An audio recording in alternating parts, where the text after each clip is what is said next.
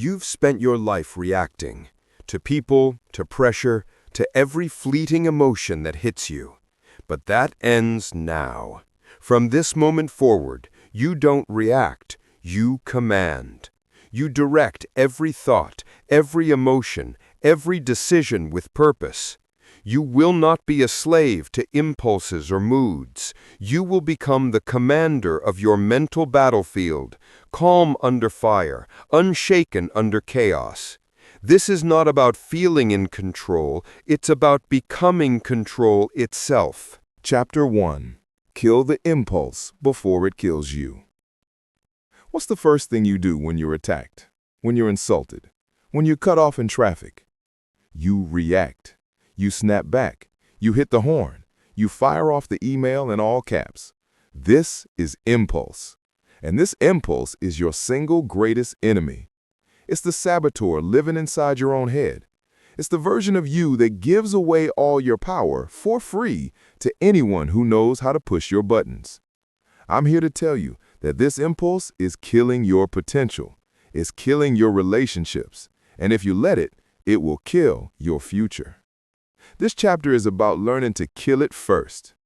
Your first reaction is almost always the weakest version of you. It's the child. It's the animal. It's the fear. It is not the master. You are here to become the master. And mastery begins with one simple, brutal act of self-discipline: the pause. I want you to burn this phrase into your mind. Say it right now. Pause before power. This isn't just a catchy phrase. It is a command. It is the tactical instruction for your new life.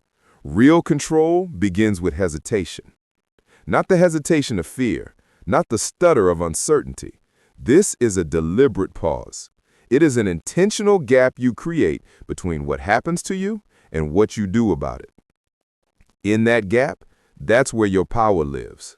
That is the space you must learn to control. The impulse wants to close that space. It wants to weld stimulus and reaction together until you can't tell the difference, until you are the reaction. You have a choice. You can be the puppet pulled by the strings of external events and other people's chaos, or you can be the one holding the strings. The pause is you cutting those strings. The first reaction is a trap. It's designed by your ego and your fear to protect you, but all it does is imprison you. Pause before power. That's the key. You don't need their permission to take a second. You don't need anyone to validate your decision to think before you act.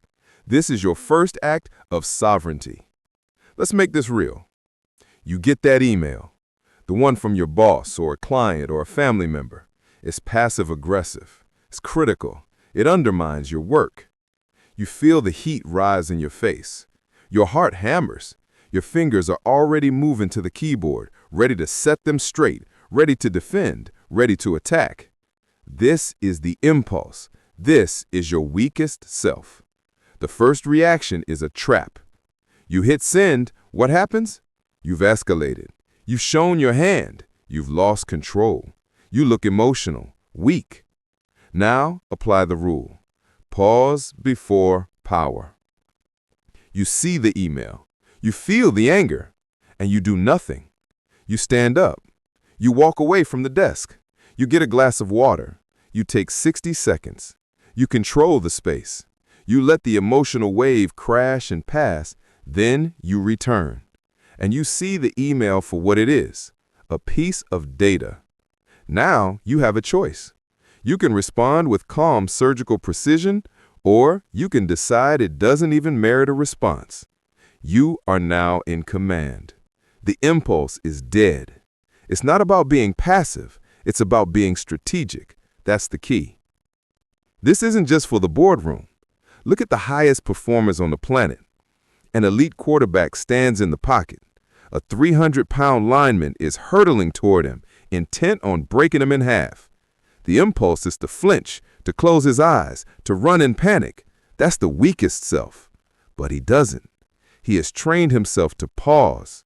In that millisecond, while chaos erupts, his mind is clear. He controls the space.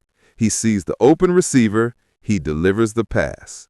That right there is the pause in action. It's the difference between a sack and a touchdown. It's not about being fearless. It's about discipline in the face of fear. Now, take it to the extreme. Special forces operators clearing a room. They don't just kick the door and run in screaming. That's impulse. That's Hollywood. That's how you get killed. The real operator pauses at the door. They listen. They breathe. They process. They stack up. They control the moment of entry. They execute with terrifying precision. They have mastered the pause because for them, the first reaction is a trap that ends in a body bag. They live and die by the mantra, pause before power. They understand that hesitation, when deliberate, is a weapon. It's the ultimate sign of control. So how do you build this? You don't get it by wishing. You build it with reps. You train it daily. This is your new workout. Every urge you resist becomes another brick in your fortress of control. Start small. Stop doing this. Stop answering every text message the second it arrives. Stop it. That buzz in your pocket is a leash. When you jump every time it pulls, you are training yourself to be a reactive animal. Let it buzz. Give it 5 minutes. You are teaching your nervous system that you give the commands. Start doing this. In your next conversation, especially a difficult one, force yourself to pause for 2 full seconds before you reply. The impulse is to fill the silence, to defend, to interrupt. Don't. Take a breath. Listen. Then speak. You will be amazed at how the entire dynamic of the conversation shifts into your control.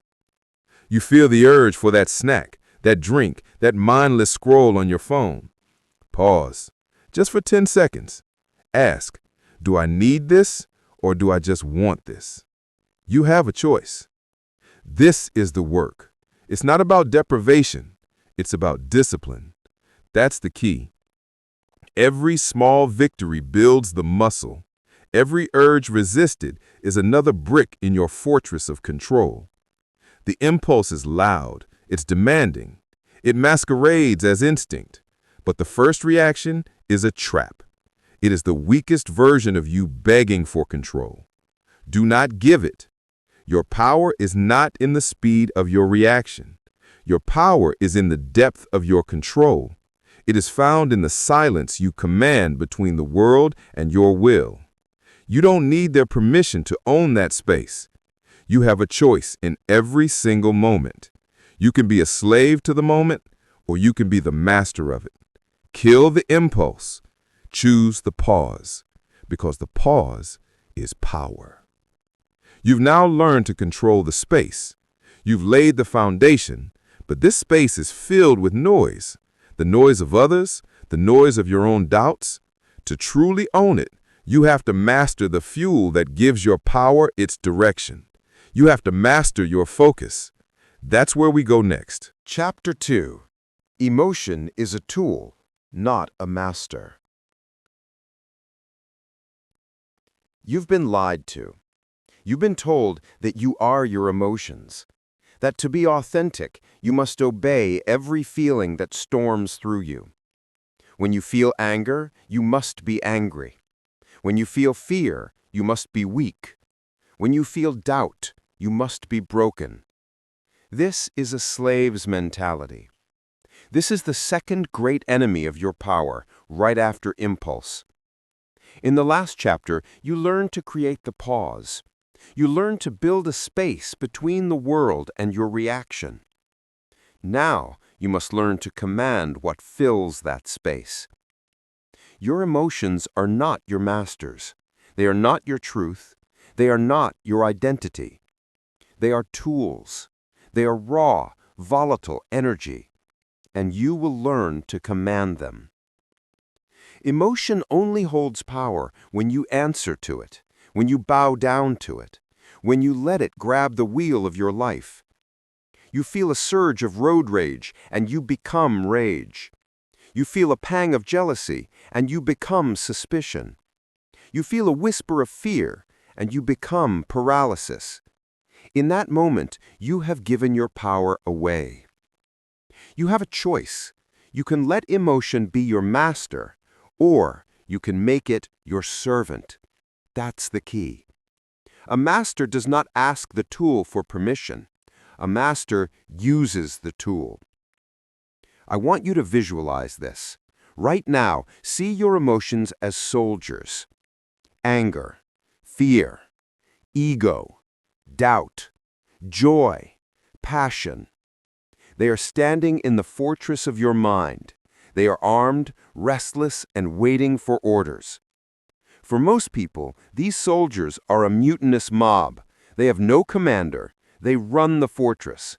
They start fires. They open the gates to the enemy. They react to everything. This is chaos. This is weakness. Now, see yourself step onto the balcony. You are the commander. They all stop. They turn. They look at you. They are waiting for your direction. This is the new relationship. This is control. You must look at your anger and say, "Not now. Hold the line." You must look at your fear and say, "You will stand guard at the rear, but you will not lead the charge." You must look at your passion and say, "You, front and center, give me your energy." This is the new command structure. You must say it. You must believe it. You must live it. Emotion obeys me. Say it. Emotion obeys me. This is not about feeling nothing. That's a myth. That's for the dead. This is not about suppression. Suppression is just locking a mutinous soldier in a room. Eventually, he will break the door down. It's not about denial. It's about discipline. It's about direction. Commanders use emotion as fuel, not as direction. A fire can heat your home, or it can burn it to the ground. The fire doesn't decide. You decide. Who is in command? Let's make this real. Example 1. The high-stakes meeting. You have to give the presentation. Your career is on the line. The moment you stand, fear hits you. It's physical. Your stomach drops. Your hands shake. Your throat tightens. The old you would let this soldier, fear, take command. You would shrink. Your voice would quiver. You would rush. You would fail. The new you, the commander, pauses. You identify the soldier. Ah, fear. You're here. You don't fight it. You command it. You say, "Emotion obeys me." You tell that soldier, "Your energy, that adrenaline, I am taking it. That is no longer fear. That is focus. That is electricity." You use that raw nervous energy as fuel. You channel it into your voice, making it sharp, passionate, and clear. You used the fuel, but you provided the direction. You didn't let the fear tell you what to do. That's the key. Example 2. The public insult. You're in a group. Someone attacks you. They question your integrity or mock your work. You feel that white-hot surge. That's anger. It's a soldier with a grenade. It wants to pull the pin. It screams, "Attack! Defend! Humiliate them back!" If you let anger be the commander, you explode. You yell. You look weak, unhinged. You lose the respect of everyone in the room. You have given your power to the person who insulted you. But you are the commander. Pause before power. You look at that soldier, anger, and you give the order. Stand down. You don't need their permission to stay calm. You have a choice. Instead, you take that energy, that fire, and you melt it down. You turn it into something cold. You turn it into surgical precision. You respond not with heat, but with unshakable calm. I see you feel differently. Let's stick to the facts. You just used the fuel of anger to build a wall of authority. Who is in command? You are. Example 3. The social media scroll. This is a modern-day battleground for your mind. You see an old rival or a stranger, and they just got the job you wanted, the perfect relationship, the new car. You feel that toxic mix of jealousy, insecurity, and ego. These soldiers are whispering that you're a failure, that you're behind. The impulse is to lash out, to post something passive-aggressive, or to fall into a spiral of self-pity. That's letting the mob rule. Instead, you command them. Emotion obeys me. You tell that ego, your ambition is noted, but your insecurity is dismissed. You take that restless energy and you channel it. You use it as fuel, not as direction. You close the app. You put that fuel into your own work. You go to the gym. You read a book. You make a sales call. You don't let their highlight reel dictate your internal state. You are in command. This is your new daily drill. This is how you train the soldiers. Stop doing this. Stop identifying with your emotions. Stop saying, I am angry. Start saying, I feel anger. This one-word change creates distance. It separates the commander from the soldier. I am is an identity. I feel is a temporary weather report. You are the sky, not the storm. That's the key. Start doing this. Start labeling your emotions like a scientist. When you feel that surge, pause and name it. This is impatience. This is rage. This is ego. The moment you name it, you take power from it. You cannot command an enemy you cannot see. Start doing this. Prove it. Live it. When you feel a strong, negative emotion, do the opposite of what it demands for just 1 minute. If anger tells you to yell, speak in a whisper. If fear tells you to run, take 1 step forward. If laziness tells you to stay on the couch, stand up for 30 seconds. You are teaching your nervous system, brick by brick, who is in charge. You are proving, through action, that emotion obeys me. Your emotions are not your enemy, but they are not your master. They are wild horses, powerful, fast, and dangerous. Left alone, they will trample you and destroy everything you're trying to build. But tamed, harnessed, they will pull your chariot to victory. You are the rider. You are the commander. You don't need their permission to take the reins. It's not about being emotionless. It's about disciplined emotion. You have a choice. Let them rule you, or make them serve you. Fuel, not direction. That's the key. Emotion obeys me. You have mastered the pause. You have taken command of your emotions. You have built the fortress and trained the soldiers. Now, what do you point them at? What is the mission? Without a target, all this control is just wasted energy. It's time to build the weapon. It's time to master your most powerful asset. Chapter 3.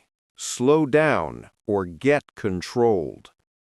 We live in a culture that worships speed. Hustle, grind, faster, more, now. We wear busy like a badge of honor. We brag about how little we sleep, how many projects we're juggling, how slammed we are. This is a lie. It is a mass delusion. Speed without purpose is chaos. Busyness without direction is just noise. The frantic energy you see everywhere is not power. It is panic. It is the ultimate form of weakness disguised as ambition. It is the impulse dressed up in a business suit. If you don't control your pace will control you. You will be pulled apart by the demands of others, by the buzz in your pocket, and by your own misguided belief that faster means better. It doesn't. You must slow down or you will be controlled. Slow thinking is strategic thinking. Slow action is precise action. It's not about sloth, it's about strategy. That's the key. The world's highest performers, the people who operate where the stakes are life and death, they don't move fast, they move deliberately. I want you to memorize a mantra. It comes from the world of elite operators, and it will become your new standard. Slow is smooth, smooth is sharp, sharp is unshakable. Say it. Slow is smooth, smooth is sharp, sharp is unshakable. Let's break that down. Slow is smooth. When you rush, you are clumsy, you are sloppy, you waste energy. Think about someone trying to learn a guitar riff. If they try to play it at full speed, their fingers tangle, they produce noise, not music. They must slow down to build the muscle memory. Deliberate, economical movement, that is smooth. Smooth is sharp. When your movements are smooth, they become precise. They become effective. Sharp is a scalpel, not a hammer. It's the right word, not a rambling sentence. It's the one perfect shot, not a spray of bullets. Smoothness creates the precision that cuts through the problem. Sharp is unshakable. When you are precise, you are confident. When you are confident, you cannot be rattled. You are in total control. You are unshakable. This three-part command, slow, smooth, sharp, is your path out of the chaos. Let's look at the real world. Imagine you are on an operating table. Your life is on the line. Do you want your surgeon to be fast? Do you want her to hustle? No. You want her to be slow. You want her to be smooth. You want her hands to be so steady, so deliberate that every incision is perfect. Her control is her power. Her pace is her precision. She knows that slow is smooth, smooth is sharp. Rushing means she makes a mistake. Rushing means you die. Speed is a trap. Take a fighter pilot. An alarm screams in the cockpit. Engine 1 is on fire. The plane is in a spin. The ground is rushing up. The impulse is to panic, to grab the controls, to push all the buttons, to react, to go fast. That's how you crash. But the trained pilot?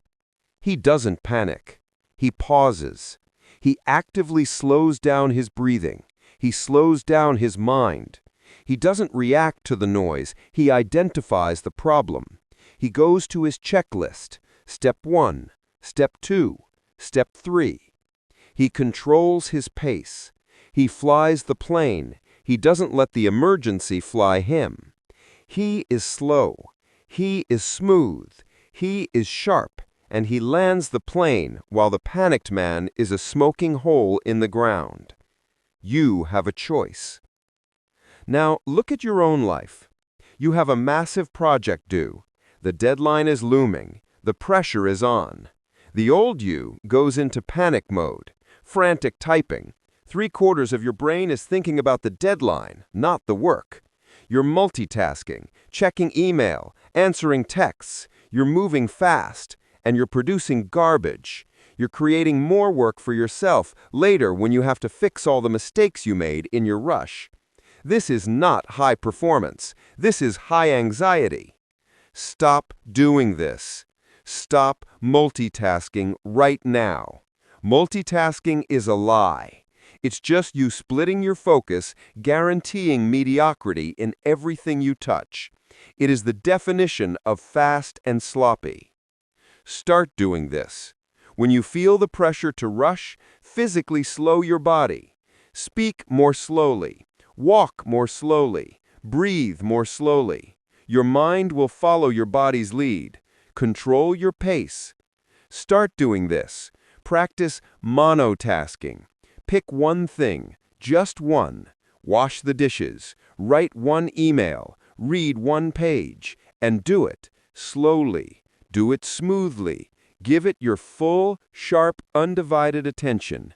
Build the muscle of deliberate action. The world will try to speed you up. It wants you to be fast, frantic, and flustered. Because when you're frantic, you're weak. When you're frantic, you are controllable. Do not give them that power. Speed is a trap. Control is in the pace. Your power is in your ability to be deliberate in a world that demands you be impulsive. Be slow, be smooth, be sharp, be unshakable. You've learned to pause. You've mastered your focus. You've now taken control of your pace. You are building the fortress, brick by brick. But what happens when you do everything right and you still fail? What happens when you're smooth, sharp, and you still get hit? The final piece of your internal control is learning to master your reaction to failure itself. It's time to build your armor. Chapter 4. The Power of Neutral. Detach to dominate. We are emotional creatures. We are taught to be passionate. We are told to follow our hearts. Anger feels like power. Excitement feels like purpose. We believe our feelings are our strength. This is a vulnerability, and it is being exploited every single day. The world wants you to be emotional. It wants you to be entangled, because an emotional person is a predictable person. An emotional person is a controllable person. When you are angry, you are easy to bait. When you are afraid, you are easy to herd. When you are ecstatic, you are easy to sell. Your emotions, left unchecked, are the strings that make you a puppet. This chapter is about cutting those strings. It's about finding the ultimate position of power. This is the power of neutral. Let's be clear. Neutral is not weak. It is not apathy. It is not being a zombie. It's not about suppressing emotion. That's just a pressure cooker. This is about detachment. It is the deliberate, tactical decision to unhook your mind from your feelings. It is control without bias. It is the ability to see the chessboard, the entire chessboard, without being distracted by your own hopes and fears. It's not about apathy, it's about clarity. That's the key. I want you to adopt a new mantra for high-stakes moments. When the chaos rises, when the pressure hits, you will go to this place. You will say to yourself, I feel nothing and I see everything. This is your new operational state. When you are emotionally hot, angry, excited, defensive, you see only what your emotion wants you to see. You see the insult. You see the win. You see the threat. You are blind to the facts. When you are cold, afraid, worried, insecure, you see only the risks. You see only what could go wrong. When you are neutral, you see what is. You see the data. You see the moves. You see the truth. This is how you detach to dominate. Let's make this real. You're in a high-stakes negotiation. You're asking for a raise. The old you goes in hot. You're passionate. You're emotional. You talk about how hard you've worked, how you deserve it. You feel your heart pound. Your boss sees this. They know you're entangled, so they get neutral. They just look at you and say, the budget is tight. It's just not possible. Your emotion crashes. The passion turns to desperation. You're compromised. You've already lost.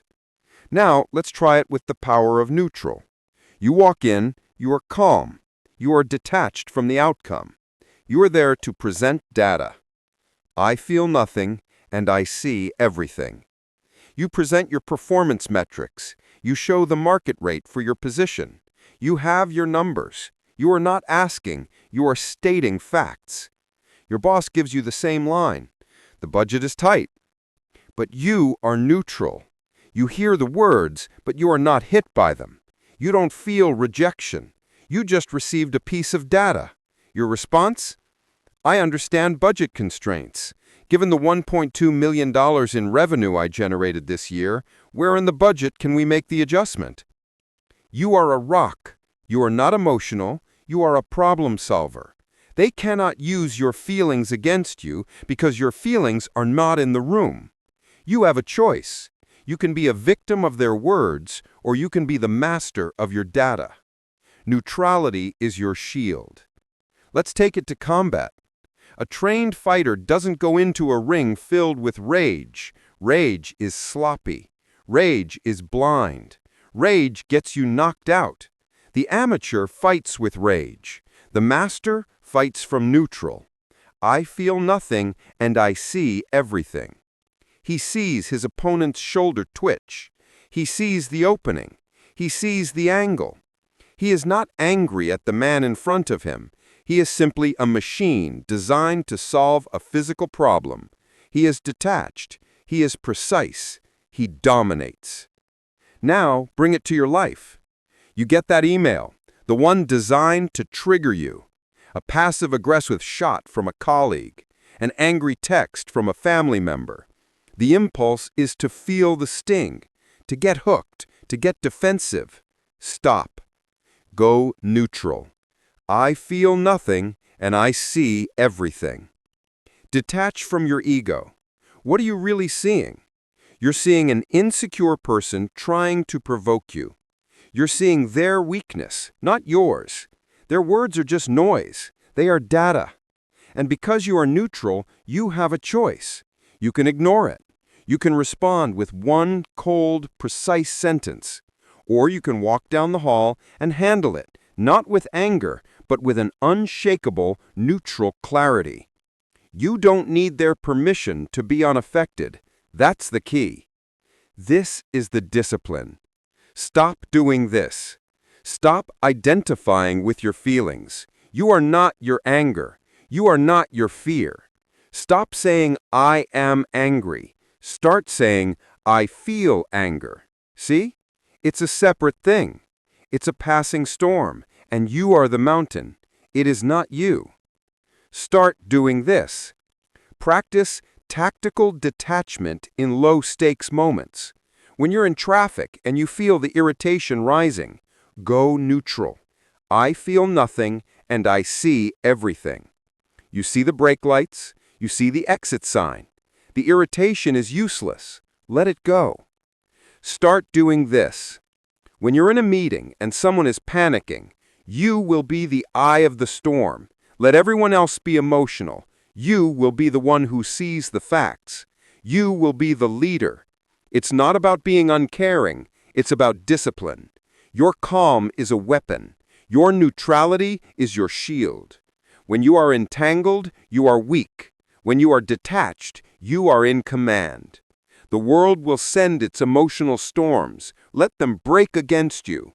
You will stand, unshakable. You will see clearly. You have mastered the pause. You have mastered your focus. You have mastered your pace. And now you have the armor of neutrality. You control your inner world completely. The fortress is built. But a fortress is just a defensive position. It's time to go on offense. It's time to project this power into the world and build the life you want. And that starts with the single most powerful word in your arsenal. Chapter 5. Control begins with the body. You think control is all in your head. You believe it's a battle of willpower, a matter of positive thinking. You try to tell yourself to be calm. You try to think your way out of anxiety. You're wrong, and you're failing because you've been ignoring the machine. You have been trying to reprogram the software on a piece of hardware that is overheating, misfiring, and in a state of chaos. Your mind is a passenger. Your body is the vehicle. This chapter is about taking the wheel. Control does not begin in your thoughts. Control begins with the body. You cannot have a clear mind if your physiology is in a panic. It is a biological impossibility. When you are stressed, when you are angry, when you're afraid, what happens? Your heart rate spikes. Your breathing becomes fast and shallow. Your shoulders rise to your ears. Your hands shake. This is your body screaming, emergency. You cannot whisper, it's okay, in your mind and expect it to override that primal scream. The body's signal is louder. The body's signal always wins. But you have a choice. You can let your body be a reactor, hijacked by every external event, or you can make it an anchor. It's not about ignoring your body, it's about disciplining your body. That's the key. This is the central command for this chapter. Burn it into your brain. Still body, still mind. Your new discipline is to master your physiology. You will use your body as a lever to command your mind. We will master 3 tools: breath, posture, and stillness. The first and most powerful is your breath. Breath is the remote control for your nervous system. When you are in fight or flight, your breath is short, high in your chest. This is the panic signal. You will stop this. You will manually override it. You will use a tool favored by snipers, surgeons, and stoic masters. It is called box breathing. When you get that triggering email, when you're in that argument, when you feel the heat rising, you will stop and you will breathe. Inhale for a 4-second count. Hold that breath for a 4-second count. Exhale for a 4-second count. Hold the empty for a 4-second count. Do it right now. In, 2, 3, 4. Hold, 2, 3, 4. Out, 2, 3, 4. Hold, 2, 3, 4. What did you just tell your brain? You sent an all-clear signal. You are telling your ancient animal hardware that you are not, in fact, being chased by a lion. You have time to hold your breath. You are safe. You are in control. The mind must follow. Still body, still mind. You don't need their permission to breathe deliberately. The second tool is your posture. How are you sitting as you listen to this? Are you slumped? Is your spine curved? Is your head down? This is the posture of defeat. You are physically signaling to your brain, I am small, I am weak, I am threatened. And your brain is obeying, feeding you the chemistry of anxiety and submission. Stop doing this. Stop folding yourself into a question mark. You will assume the posture of command. Right now. Shoulders back and down. Pull them away from your ears. Spine straight. Imagine a string pulling you up from the crown of your head. Chin up, eyes level. Plant your feet on the floor. This is not about arrogance, it's about discipline. When you walk into a room, you walk in with this posture. When you sit in a meeting, you sit with this posture. You are physically telling your mind, I am present, I am in command, I am unshakable. Your body will lead and your mind will catch up.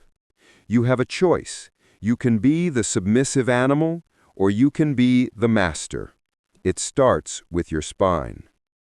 The third tool is physical stillness. Watch an anxious person. They cannot stop moving. The foot is tapping, the knee is bouncing, the pen is clicking. They are wringing their hands. This is uncontrolled energy. It is panic leaking out of every pore. It broadcasts your weakness to everyone in the room.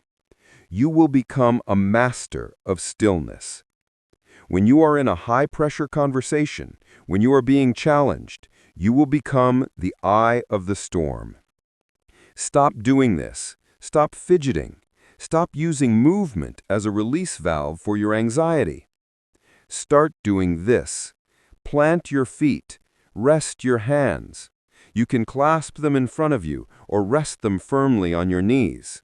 Be still. This stillness is not passivity. It is power. It is a weapon. It communicates absolute control. It tells the other person, you cannot rattle me. My energy is mine. It's not about being rigid, it's about being rooted. That's the key. An unmoving object is a mountain. A fidgeting object is a leaf in the wind. You have a choice. Still body, still mind. That is the law. You have mastered the pause.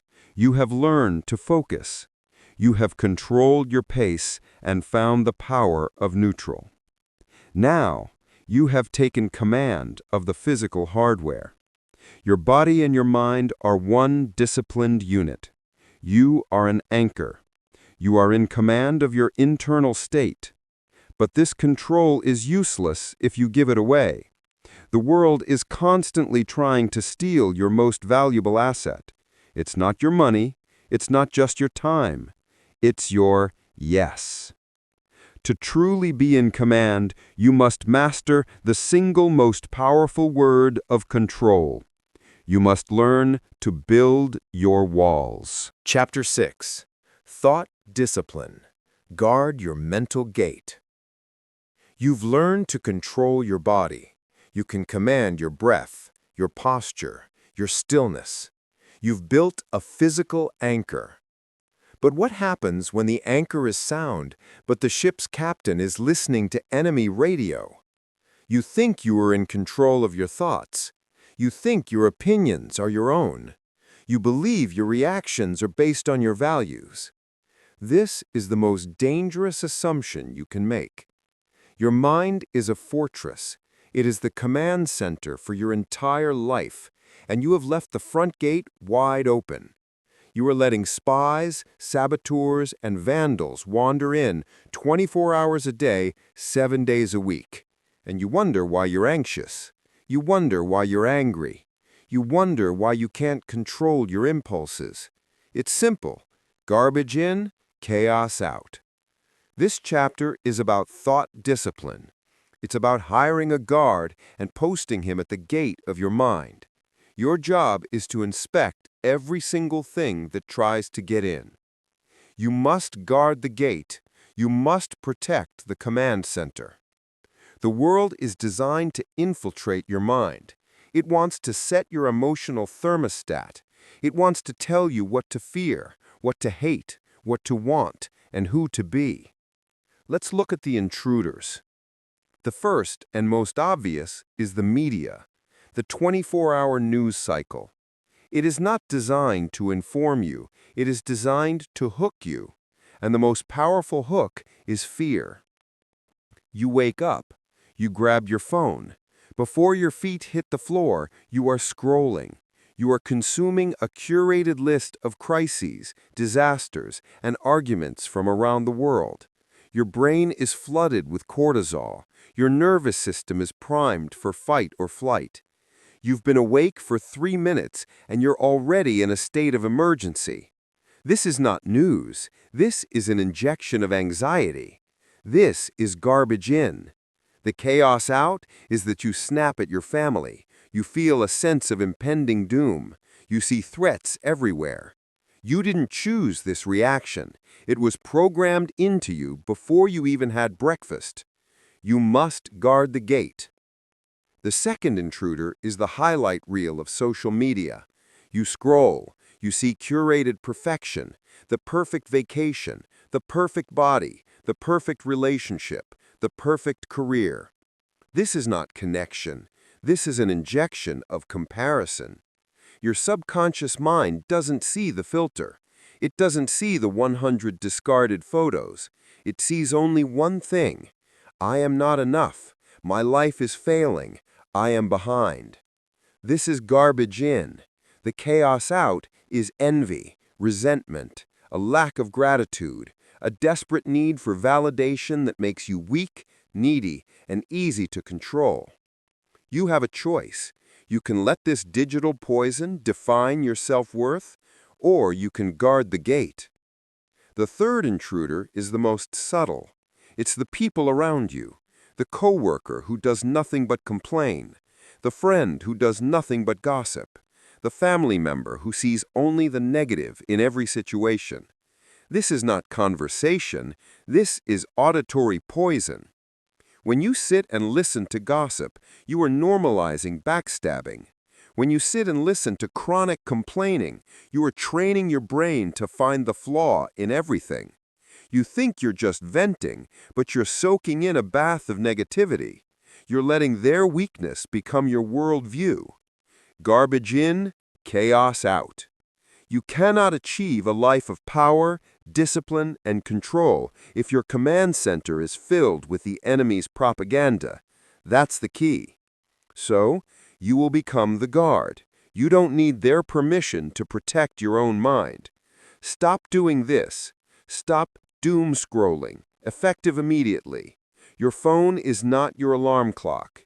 You will give yourself 30 minutes of silence when you wake up. No screens, no noise. You will let your thoughts be the first thoughts of the day. Start doing this.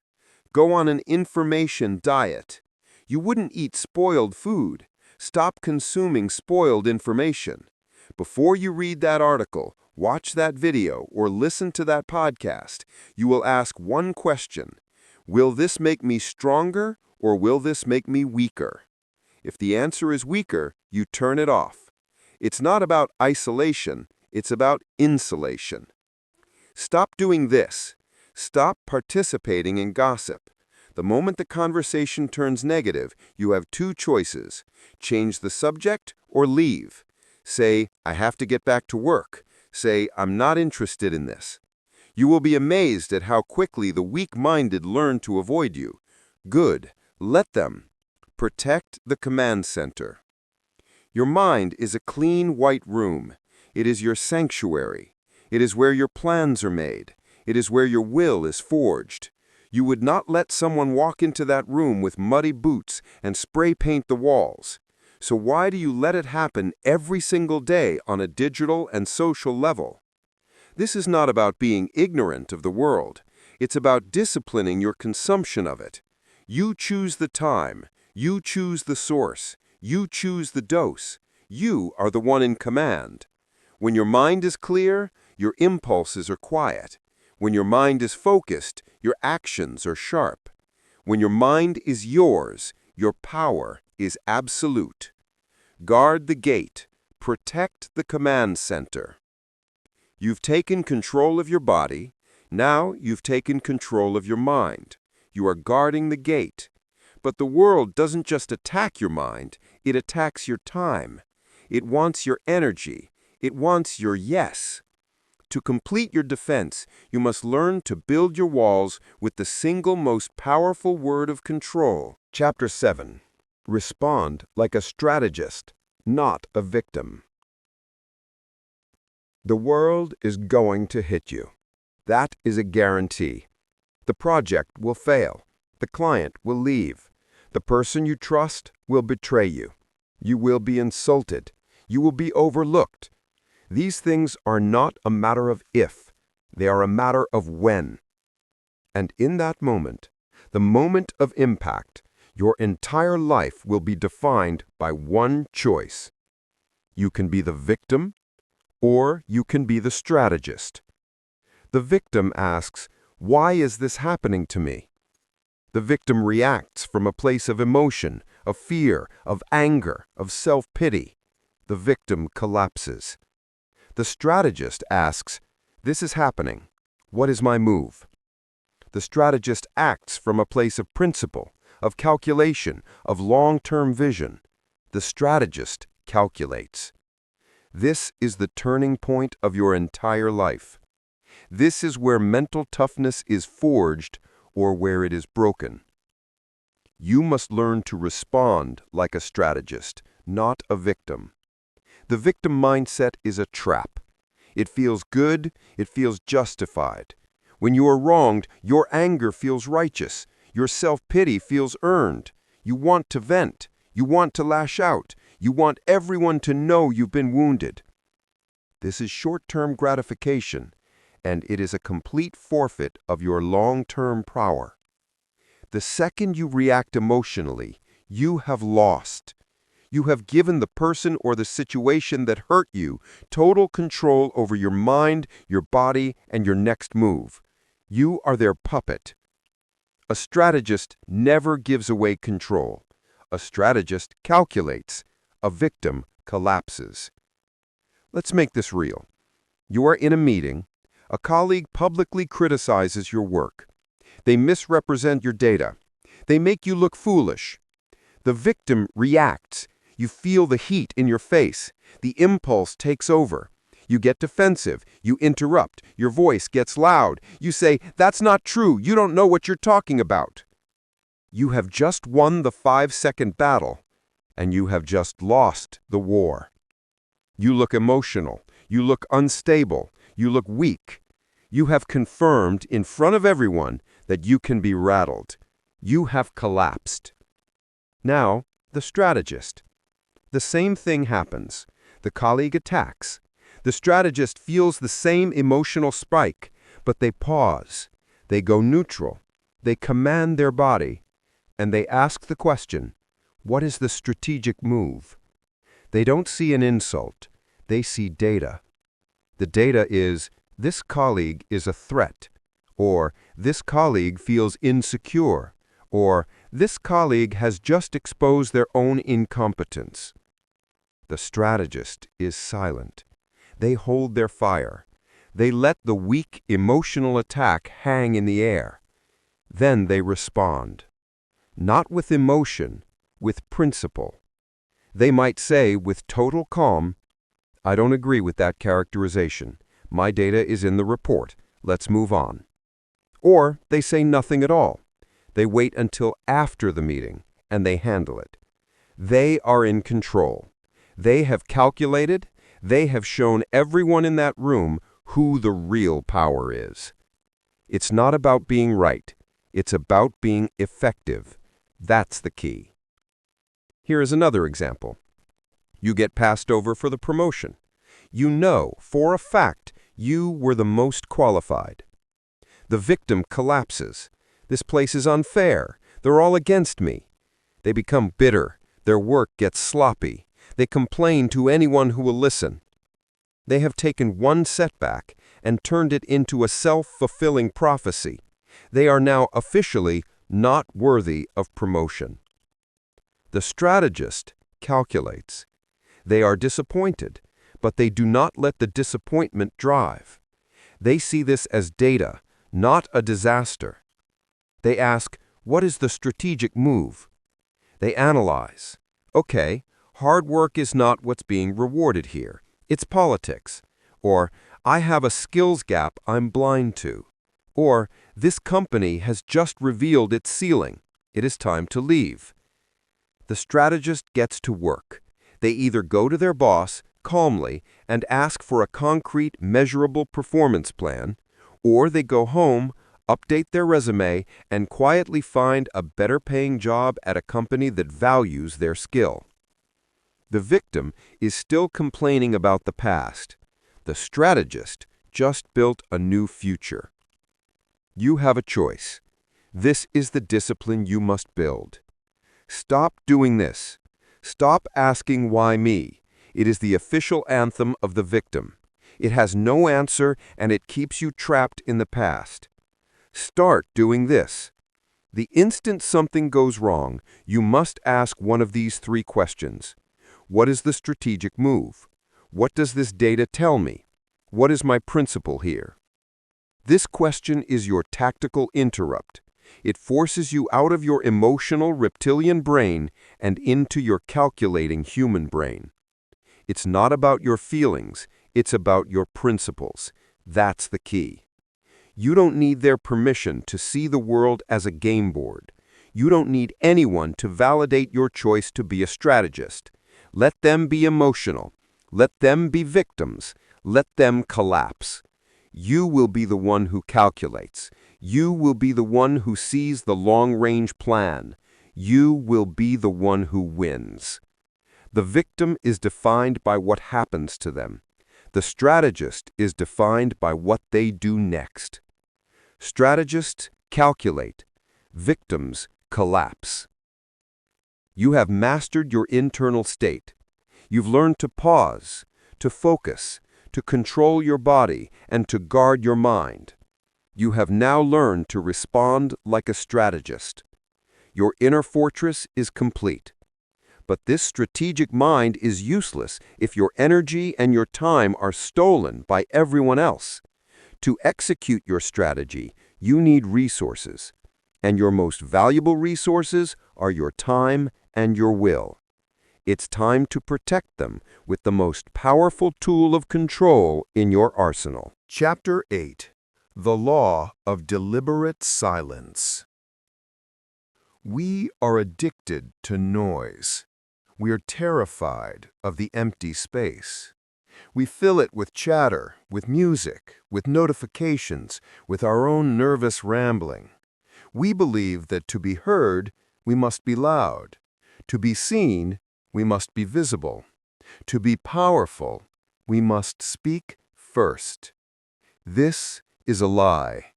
It is the single greatest piece of misdirection you have ever been sold. Speech is exposure.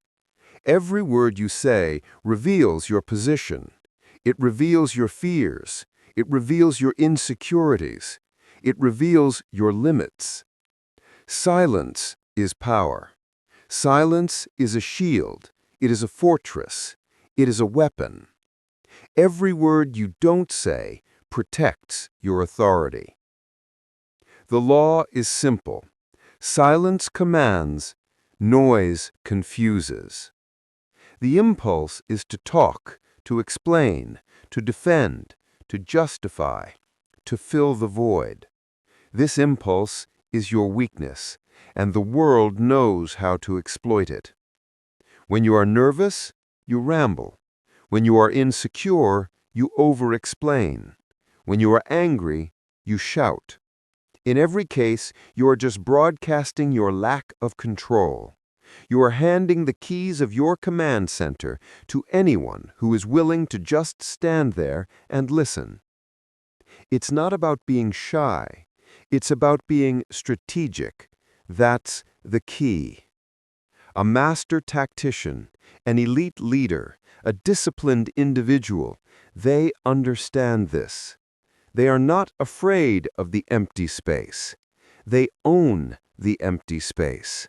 The empty space is their territory. Let's make this real. You are in a negotiation. You have to ask for a raise. The old you, the weak you, goes in and says, "I'd like to ask for a 10% raise," and the second your boss looks at you, you panic. You fill the silence. "I mean, I've been working really hard, and I've been on all these projects, and I know the budget is tight, but I just feel like I really deserve it." You have just negotiated against yourself. You have exposed your insecurity. You have shown them you expect a no. You are all noise. Now, the strategist, the one who follows the law of deliberate silence. You walk in, you sit, you pause, you say, "Based on my performance and the market value I'm delivering, my new compensation is X." And then you stop. You say nothing. This silence is deafening. It is a vacuum. It is deeply uncomfortable. For them. They are desperate for you to break it. They are waiting for you to get nervous and start rambling. Do not. You will sit in that silence like it is your throne. You have made your statement. The move is theirs. This is the law. Let them fill the void. The person who breaks the silence is the one who concedes. Silence commands, noise confuses. You don't need their permission to be quiet. Here is the second scenario. You are in an argument. Someone baits you. They insult you. They attack your character. The impulse is to react, to defend your honor, to match their volume, to fight back. This is noise. This is you, on your hands and knees, accepting their frame. You are telling them your words have the power to hurt me. Your words control my emotions. You have a choice. The master of silence does not react. They are a mountain. The wind of the insult blows, and nothing happens. You look at them. You hold their gaze. You are still. You are silent. What does this silence communicate? It communicates you are irrelevant. It communicates your attack has no power here. It communicates I am in complete control and you are a child throwing a tantrum. Your silence starves their aggression. It exposes their lack of control. They are all noise. You are all command. They will collapse into the void you have created. It's not about passivity, it's about discipline. That's the key. Look at the most powerful leaders. The loudest person in the meeting is almost never the one in charge. The person in charge is the one who watches, the one who listens. They let everyone else fill the air with noise. They let them reveal their agendas, their fears, and their half-formed ideas. The leader just gathers data. And then, at the very end, when all the noise has died down, the leader speaks. 10 precise words, and the matter is settled. That is power. Every word unsaid is a point of power. You must learn to guard your words like you guard your money. Stop doing this. Stop filling every pause in a conversation. You feel the gap? Good. Let it sit. Let the other person work. Stop doing this. Stop answering questions the second they are asked. This is a reactive habit. When someone asks you a complex question, you have a choice. You can give a fast, stupid answer, or you can be silent for 3 full seconds. Pause. Think. Then speak. This simple delay communicates that you are thoughtful, that you are not an impulse machine. It shows you are in command. Start doing this. Practice the art of the minimal response. You don't always need to give a speech. Sometimes, I see, or okay, or I'll consider that, is the most powerful response. It gives the other person nothing to hold on to. It gives you all the time you need to calculate. Noise is cheap. Silence is expensive. You must become the most disciplined person in the room. Let them be loud. Let them be emotional. Let them be confused. You will be deliberate. You will be calm. You will be silent. And you will be in command. You've mastered your internal state. You respond like a strategist. You have now armed yourself with the weapon of deliberate silence. This silence gives you the space to make the most important decision of all. The world will not stop. It will constantly demand your time, your energy, and your yes. Your fortress is built, but it needs a gate. And the most powerful act of control, the single word that defines your life, is deciding who and what you let in. Chapter 9. Master the moment before it masters you. Your life is not what you think it is. You think it's a long story. You think it's a past you can't change and a future you can't predict. You think it's a grand, sweeping narrative. You are wrong. Your life is one thing and one thing only. It is this moment. The alarm clock rings. That is a moment. The phone buzzes in your pocket. That is a moment. You are cut off in traffic. That is a moment. The person in front of you insults your intelligence. That is a moment.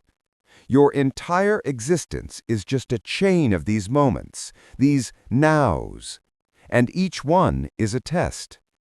In every single moment, you have a choice.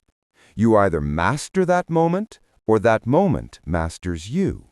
You either own it, or it owns you. There is no middle ground. The person who is a slave to their impulses is a slave because they're surprised by every moment. They are a victim of the now. They are constantly reacting, constantly collapsing, constantly in chaos. The master, the strategist, the person in control is never surprised. They are prepared. This is not magic. This is discipline. This is the work. And the work is to master this moment and then master the next. I want you to burn this into your mind. Master this moment. Always this moment. How do you master a moment that hasn't happened yet? You train for it. You decide in advance who you are going to be. The first tool of the master is visualization. An elite athlete, a downhill skier, they don't just show up at the top of the mountain and hope for the best. They have already won the race 1,000 times in their mind. They have visualized every gate. They have felt the ice patch on turn 3. They have seen the angle of the final jump. They have pre-lived the victory. When the moment actually arrives, their body isn't panicking, it isn't reacting. It is executing a script that is already written. This isn't fantasy. This is neurological. You are carving the pathways. You are training your brain to recognize the pattern. Stop doing this. Stop hoping things go well. Stop walking into difficult situations blind, just bracing for impact. That is the victim's approach. Start doing this. You have a difficult presentation tomorrow. Tonight, you will sit in silence for 10 minutes. You will see the room. You will see the faces. You will see yourself standing tall, posture strong. Chapter 5. You will see the toughest question coming from the back row. And then you will see yourself pausing. Chapter 1. Going neutral. Chapter 4. And delivering a calm, precise, strategic answer. Chapter 7. When it happens in real life, it won't be a crisis. It will be a replay. You have already mastered this moment. The second tool is emotional pre-commitment. This is more powerful than visualization. This is not just seeing what you'll do. This is deciding what you'll feel. The reactive person lets the moment dictate their emotions. The email hits, so they are angry. The insult is spoken, so they are defensive. The bad news arrives, so they are afraid. They have given the moment complete control of their internal state. The master pre-commits to their state. A hostage negotiator doesn't walk into a crisis and see how he feels. He has pre-committed to a state of absolute, unshakable calm. No matter what is screamed at him, no matter what the threats, his state is non-negotiable. His calm is his weapon. You must do the same. You have to have that difficult conversation with a family member. You know they will get loud. You know they will get emotional. The victim goes in either hot, ready to fight, or cold, ready to collapse. The strategist pre-commits. I will be calm.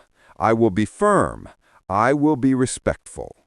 My internal state is not up for negotiation regardless of their behavior. When they scream, you don't become anger. You observe their anger from your fortress of pre-committed calm. You have a choice. You don't need their permission to be the one in control.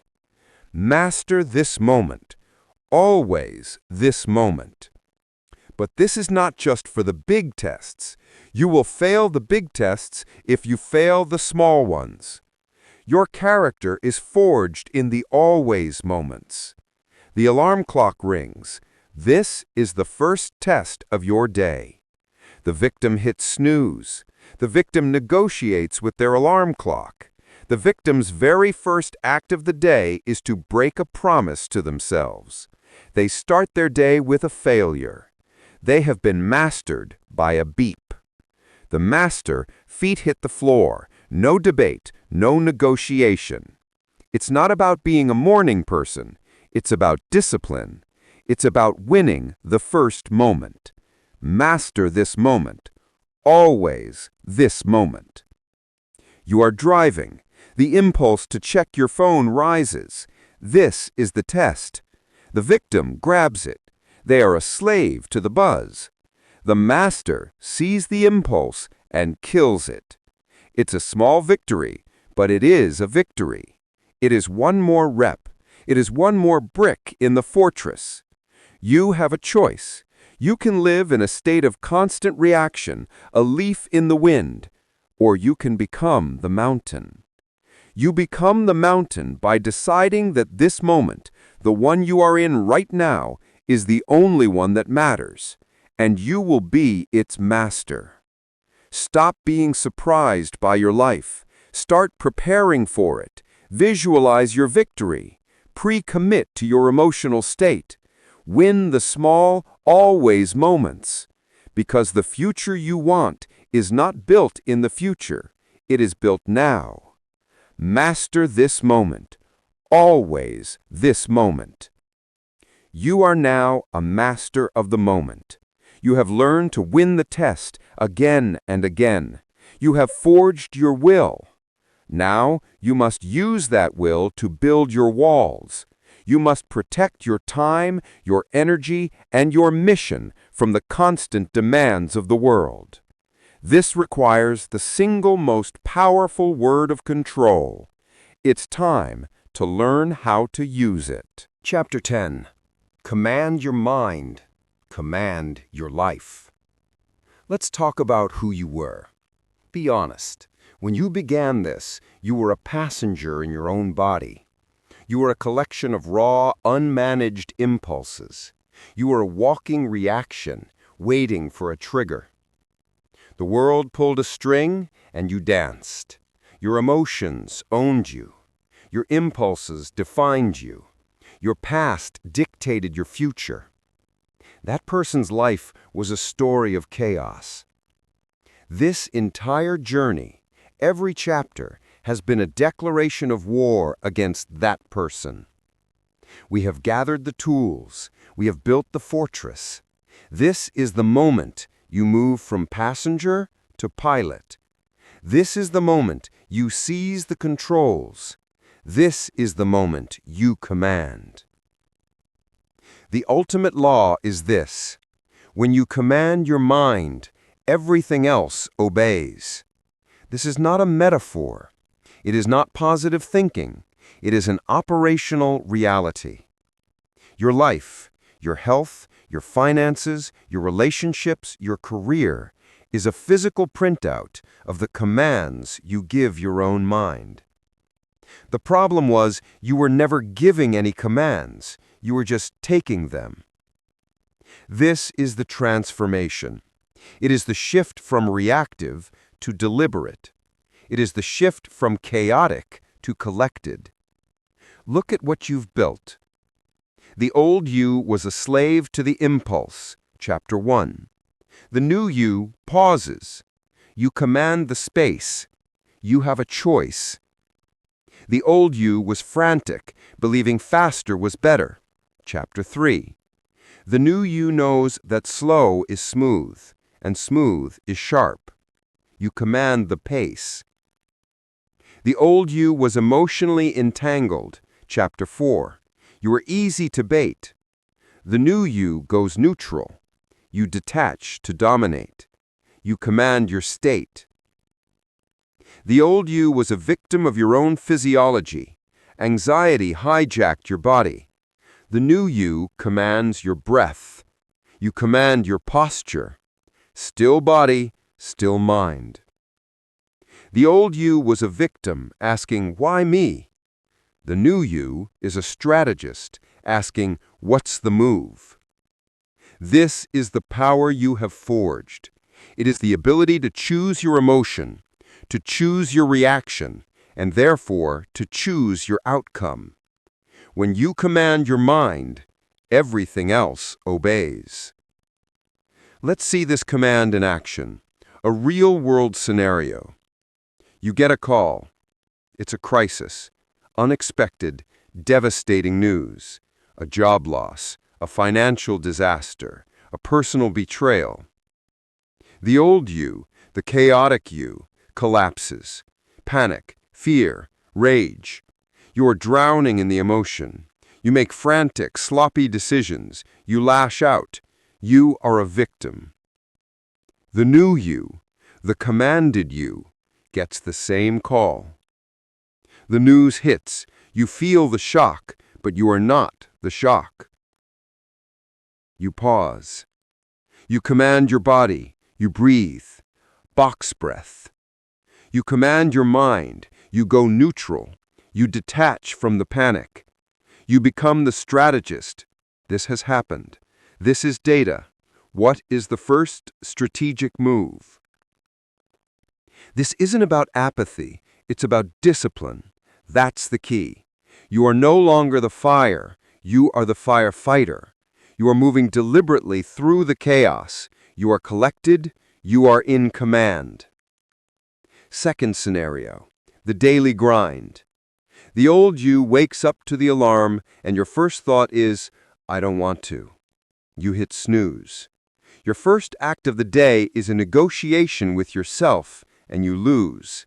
You have been mastered by a beep. You start the day in defeat. The new you has pre-committed, Chapter 9. The alarm is a signal, not a negotiation. Your feet hit the floor. This is not about motivation. It is about command. You commanded your mind last night to wake up, and it is now obeying. You win the first moment. Master this moment, always this moment. Because you commanded this small first act, you will command the next. You will not check your phone, Chapter 6. You will guard the gate. You will command your focus. When you command your mind, everything else obeys. The rest of your day, the habits, the focus, the discipline, it all falls in line. This is the core of the work. You must stop being a victim of your own internal monologue. You are the commander of that voice. Stop doing this. Stop identifying with your feelings. Stop saying, I am angry, or I am anxious. When you say this, you are giving the emotion command. You are merging with it. Start doing this. Start observing your feelings. I feel anger. I feel anxiety. This creates separation. It puts you back in the command chair. You are the one who feels, and you are the one who chooses the response. You can feel anger and choose silence. You can feel anxiety and choose deliberate breath. You have a choice. That's the key. Stop doing this. Stop waiting for permission to be in control. Stop waiting for the world to calm down. Stop waiting for people to be fair. Start doing this. Give yourself the permission. You don't need their permission to be calm. You don't need their permission to be strategic. You don't need their permission to be the most disciplined person in the room. The transformation is complete. You are no longer the puppet. You are the one holding the strings. You are no longer the passenger. You are the pilot. You are no longer the leaf in the wind. You are the mountain. You have gone from reactive to deliberate. You have gone from chaotic to collected. This is the new law of your life. Say it, believe it, live it. When you command your mind, everything else obeys. You've done the work. You have forged your internal state. You have built the fortress. You are in command. But this newfound command will be tested constantly. The world will not stop. It will try to steal your time. It will try to steal your focus. It will try to steal your energy. It will try to pull you back into chaos with one simple request: your yes. To protect your command center, to protect your newfound power, You started as a reactor, quick to anger, quick to panic, quick to lose control. But now you know the truth. Power begins in the pause. Strength hides in restraint. And the real victory belongs to the calm mind. You've learned the art of deliberate thought, emotional command, and disciplined silence. You no longer live by impulse. You dictate your conditions. The world can rage, but you remain still. The chaos can scream, but you never flinch. This is what mastery feels like: unbreakable, unshakable, undeniable. So the challenge is this: live deliberately. Command your mind every single day. Refuse to react. Refuse to fold. Refuse to break. Become the one who responds with unshakable precision, because when you command your mind, you command everything.